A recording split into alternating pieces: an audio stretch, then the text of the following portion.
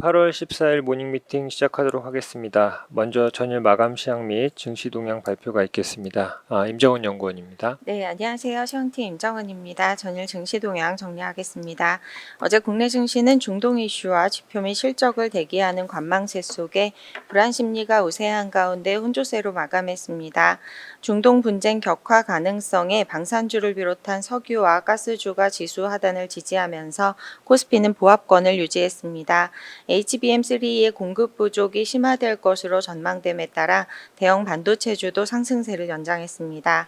반면 테슬라 사이버트럭 수요 부진에 2차 전지주가 약세를 보였고 실적 우려 부각된 화장품주의 매물 출회 심화로 코스닥의 낙폭이 확대되는 등 업종별 호재와 악재가 엇갈리면서 지수 차별화가 진행됐습니다.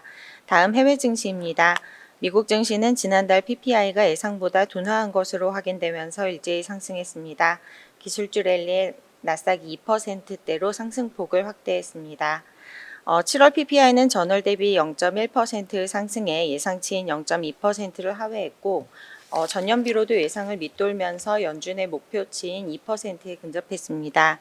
7월 소기업 낙관 지수는 4개월 연속 상승하면서 지난 2022년 2월 이후 최고치를 기록하면서 자영업자들의 경기 전망이 개선세를 나타냈습니다. 한편 홈디포는 컨센서스를 상회하는 실적으로 시장을 안도시켰으나 연간 매출 전망치 하향을 조정하면서 소비 둔화 우려를 자극하기도 했습니다. 중국 증시는 모멘텀 부족의 등락을 거듭한 후에 소폭 상승했고 유럽 증시는 미국 물가가 안정되고 있다는 소식에 인하 기대감이 작용하면서 일제히 상승했습니다.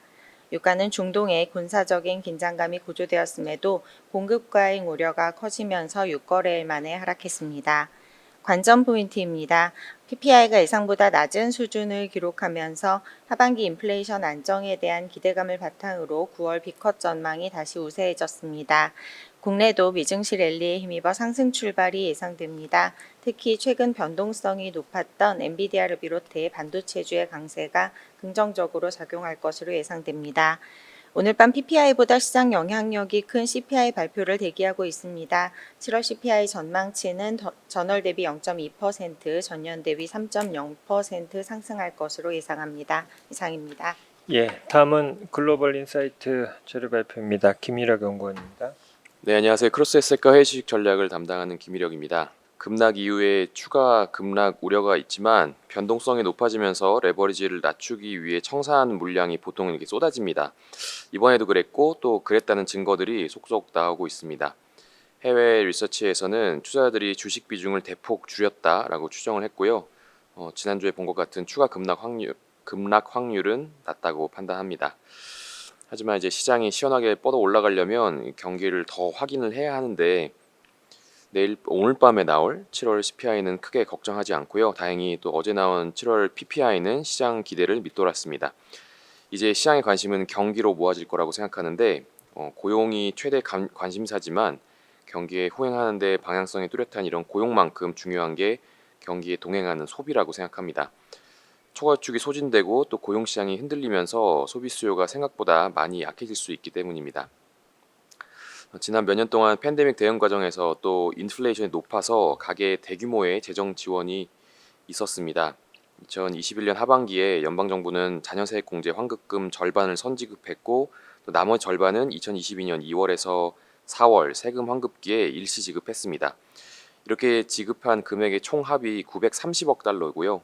또 이듬해 2023년에는 한국의 노령연금에 해당하는 사회보장수당 지급액이 41년 만에 최대 상승률을 기록했습니다.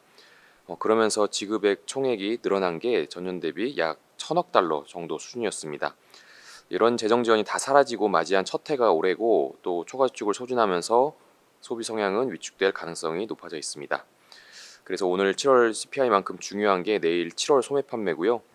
홈디포를 시작으로 해서 목요일 월마트, 다음 주 타깃 이렇게 유통주의 실적도 그런 점에서는 매우 중요합니다. 여기에서 소비 수요가 흔들리는 게 확인된다면 다시 한번 매수 기회가 나올 거라고 생각합니다. 감사합니다. 다음은 기업 및 산업 분석 순서입니다. 먼저 보험 자료부터 말씀드리도록 하겠습니다. 전일 이제 의료개혁 특위가 있었고요. 그 안에 이제 보건복지부에서 최근에 추진 사항에 대한 발표 부분들이 있었습니다. 세 가지 보장 체계 개혁 방안을 논의하고 있다라고 언급을 했는데, 하나는 이제 행위별 수가 체계 불균형 구조의 혁신, 그다음에 공공정책 수가 강화, 그다음에 행위별 수가 제도의 이제 문제점인 이제 행위량을 늘리는 문제를 해결하기 위해서 가치 기반의 지불제도 혁신이라는 부분들로 언급을 하고 있습니다. 또한 비급여 실손 소위가 이제 7월 달에 구성이 됐고, 향후에 비급여 관리와 실손보험 개혁에 대한 논의 역시 착수할 예정이고, 그와 관련된 논의 사항들을 좀 정리를 했습니다. 이런 의료개혁 쪽에서 나타나는 특히 비급여와 실손 쪽에서의 그 제도 개선은 보험산업 측면에서는 이제 의미를 가집니다. 보험 상품의 가격이라는 것, 즉 보험료라는 것은 보험료가 미래에 이제 보험금 청구의 빈도와 심도 등을 추정해서 산출을 합니다. 따라서 이제 예측 가능한 범위 내에서의 의료 사용량과 보험금 청구가 이제 실제로 이루어지게 된다면 보험사는 적절한 마진, 그리고 이제 국민 의료비 부담 축소라는 사회적 역할을 이제 시행하게 됩니다. 하지만은 이제 특히 이제 저희가 이제 실손을 예를 들어서 설명을 드리고 있는데요. 이런 비급여와 관련되어 있는 의료 사용량이 급증을 하면서 보험금 청구 역시 큰 변동성을 보였습니다. 단기적으로는 이제 보험사의 실적 악화 이렇게 요인으로 작용을 하겠지만, 결국 높아진 손해율은 보험료로 대부분 반영이 되는 구조를 가지고 있기 때문에 결국에는 소비자의 부담이 커질 수밖에 없습니다. 또는 이렇게 높은 손해율을 시현하고 있는 상품의 경우 보험사의 소극적인 판매 정책이 이루어질 수밖에 없어서 소비자의 선택권 역시 축소될 수밖에 없습니다. 최근 논의되고 있는 비급여와 실손 소위에서 의미 있는 결과, 또 과거에 계속 언급이 됐지만 실제로 시행되지 못했던 과제들이 해결이 된다면 결국엔 보험사 입장에서는 의료비 보장보험의 합리적인 프라이싱이 가능해질 것이고, 이는 단순 손익뿐만 아니라 사회 보장적 기능에서도 긍정적인 영향을 미칠 수 있을 것으로 생각을 하고 있습니다. 다음은 하나생명의 2분기 실적 리뷰 자료 말씀드리도록 하겠습니다. 투자의견 바이를 유지하고 목표 주가 3,800원을 유지합니다. 저희가 이제 투자의견 바이를 유지하고 있는 이유는 이제 경쟁사 대비 FVPL 계정의 비중이 높습니다. 따라서 금리 하락에 따른 채권 평가 이익들이 올해 하반기에 투자 손익 개선에 기여할 것으로 생각을 하고 있고요.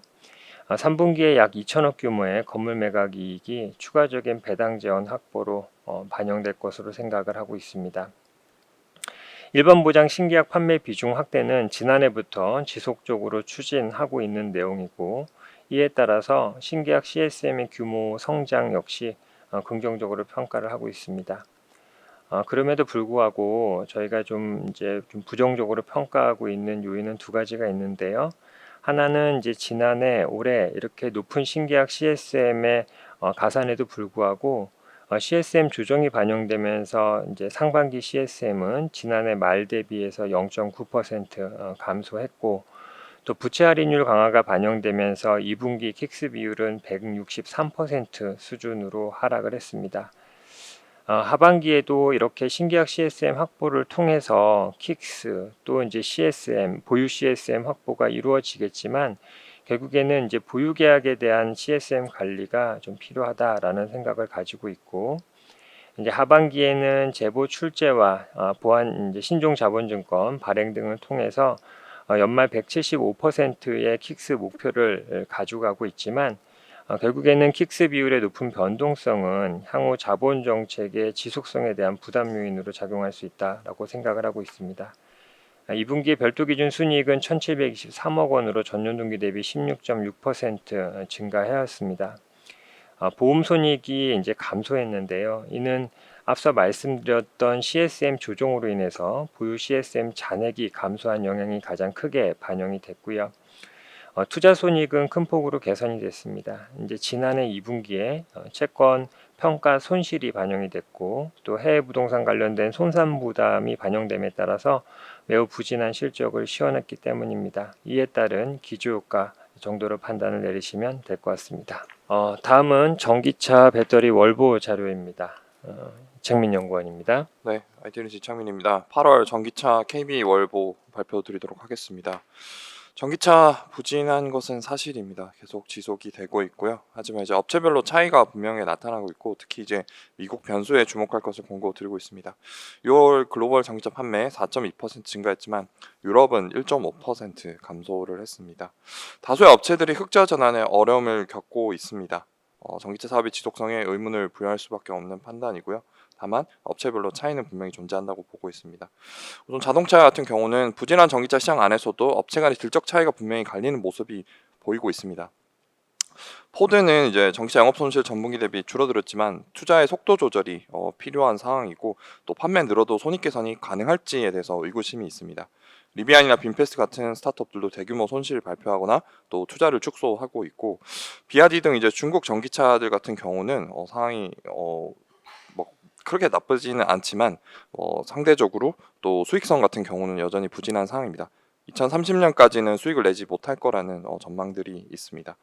테슬라는 반면에 이제 판매 정체랑 이익 감소는 비슷한 상황이지만 4개 분기 연속으로 대당 공헌이익이 일정하게 나타나고 있어서 판매만 늘어나면 영업이익 늘어날 수 있을 것으로 전망이 되고 있습니다. 2차 전지 중심으로 좀 살펴보면은 전방 판매량은 부진하지만 이제 미국 대선 영향은 좀 개선세다, 이렇게 좀 판단을 하고 있습니다. 2차 전지 전체 시장은 성장률은 전년 동기 대비 11% 성장으로 보고 있는데요. 특히 이제 6월 순수 전기차 판매량은 중국은 6% 증가를 했지만 미국 같은 경우는 2.3%, 유럽은 마이너스 1.5%로 집계가 되고 있습니다. 결국 이제 중국이 우리가 공략하기 힘든 시장이라고 본다면은 미국 중심으로 보는 게 맞다고 좀 평가를 하고 있고요. 단기적으로는 해리스 당선 시에 이제 기존의 친환경 IRA 정책이 유지될 것이기 때문에 해리스 지지율의 주가는 좀 영향을 받을 것으로 보고 있습니다. 다만 이제 많은 사람들이 우려하고 있는 트럼프 당선이 되더라도 이제 공화당 하원 의원들이 IRA 보조금 폐지 반대 서한을 제출하기도 한 만큼 이제 전기차 정책 후퇴가 일어날 가능성은 제한적이라고 보고 있습니다.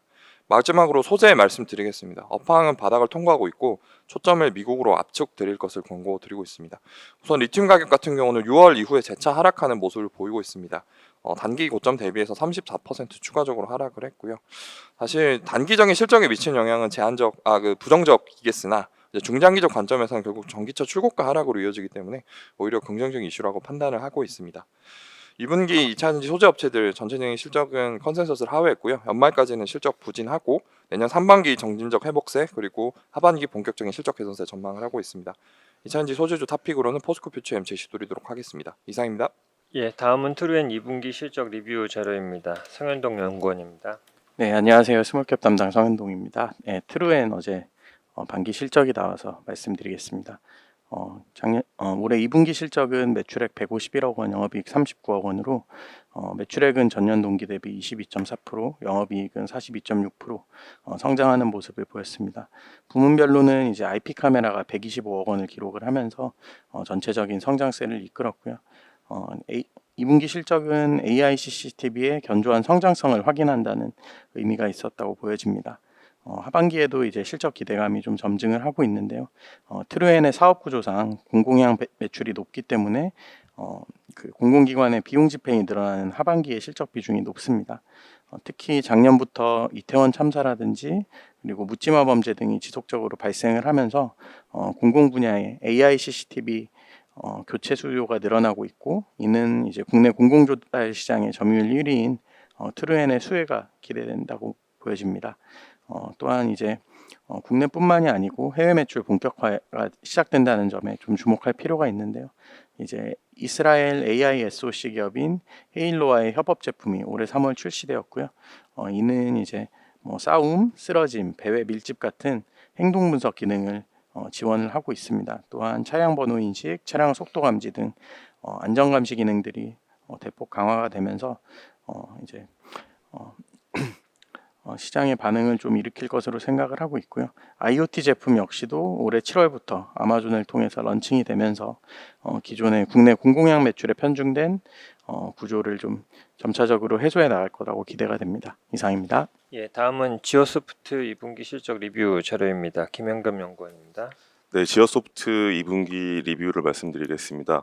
2분기 매출액은 1,404억 원, 영업이익은 87.3억 원, 당기순이익 61.6억 원을 기록을 했습니다.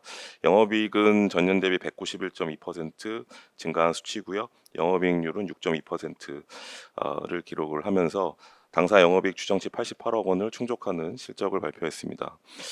지오소프트의 핵심 자회사는 오아시스 마켓 플랫폼을 가지고 있는 이 오아시스이고요. 지분율은 55.27%입니다. 오아시스의 2분기 매출액은 1,310억 원, 영업이익 71.9억 원, 당기순이익 62.9억 원을 기록을 했는데요. 회원 수는 2023년 말 168만 명에서 올해 1분기 말 기준 185만 명으로 월 2.8만 명 수준의 증가가 이어지고 있고요. 연내 200만 명 돌파할 것으로 전망하고 있습니다. 판매 채널별 매출 사항을 보시면 온라인이 71%, 직영 매장 24%, 생협 및 지오소프트 3%, 기타가 2%인데요.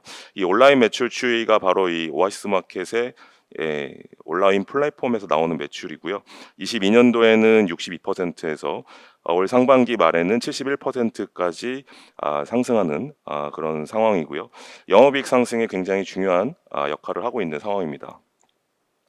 오아시스 분기 영업이익 추이가 작년 23년 1분기에 8.7억 원으로 흑자 전환을 한 이후에 올해 2분기에는 71.9억 원으로 작년 4분기를 제외하고는 분기 성장을 지속을 하고 있는데요. 추세적 성장이기 때문에 주목하셔야 됩니다. 플랫폼 업체와의 차별화된 실적 추이 지속이 예상이 되는데요. 2분기 기준 오아시스는 현금성 자산 약 1,332억 원을 보유하고 있습니다. 유동비율 299%, 부채 비율은 47.6%이고요. 순차입금 비율 0%로 재무 건전성이 우수한 신선식품 플랫폼 기업입니다. 이러한 차별화가 가능한 이유는 네 가지로 꼽을 수 있는데요. 첫 번째로는 온라인 플랫폼과 오프라인 점포 54개에서의 유기적인 재고 관리를 통해서 재고 폐기율이 0.2% 이하로 업계 최저 수준을 기록하고 있는 상황이고요. 두 번째, 직소싱 중심의 강력한 생산자 네트워크를 통한 중간 유통 마진 최소화가 가능한 상황입니다. 세 번째로는 독자적인 자체 물류 솔루션인 오아시스 루트를 통해서 판관비를 절약할 수 있고요. 네 번째, 락인 효과를 통해 충성 고객 확보를 통해서 광고 선전비를 절감하기 때문에 이러한 것들이 차별화의 이유로 말씀드릴 수 있습니다. 최근 이슈가 되고 있는 TMF 사태의 가장 큰 원인으로 지목되고 있는 것이 자본 잠식이 지속된 기업에게 피지를 같이 경영을 허용했던 것과 긴 정산 주기가 문제점으로 지적이 되고 있는데요. 오아시스는 우수한 재무 건전성과 더불어 동종업계 대비 빠른 정산을 하고 있는 상황입니다. 지금 품목별 차이는 있지만 10일 이내에 60%, 15일 85%, 20일 내 99% 결제 대금을 셀러에게 지급을 하고 있고요. 반면 동종업계 1위인 컬리 같은 경우는 1분기 기준 높은 부채 비율 488%의 높은 부채 비율과 오아시스 대비 긴 50일에서 59일의 정산 주기 시스템을 가지고 있습니다.